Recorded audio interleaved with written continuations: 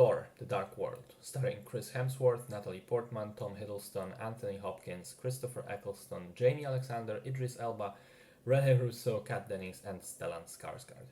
Second film about the Norse god superhero. We pick up the story sometime after the events of the previous film and the Avengers.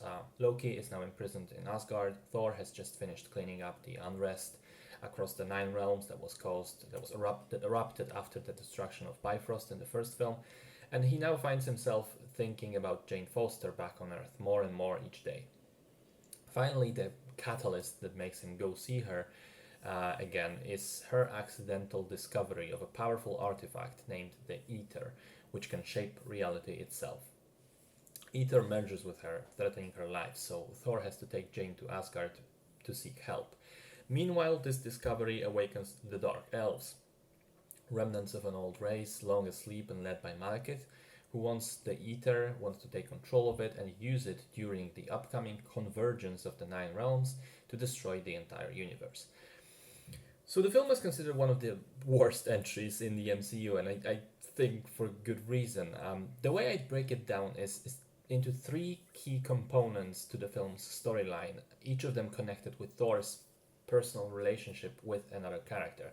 First up is Malekith and the main plot of the impending world destruction. This layer is quite weak, mainly because the villain is perhaps the least interesting one ever put to screen by Marvel.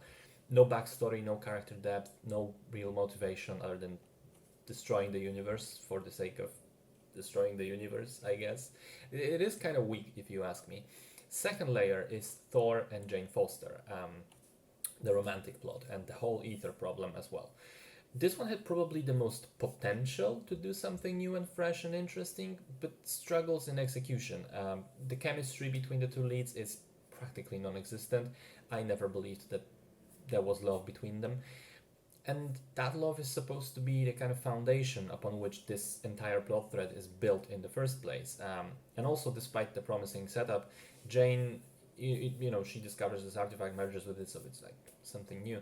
But then she ends up being essentially downgraded to a vessel, to a plot device, a damsel in distress, as it were, who doesn't really do anything useful in the entire film.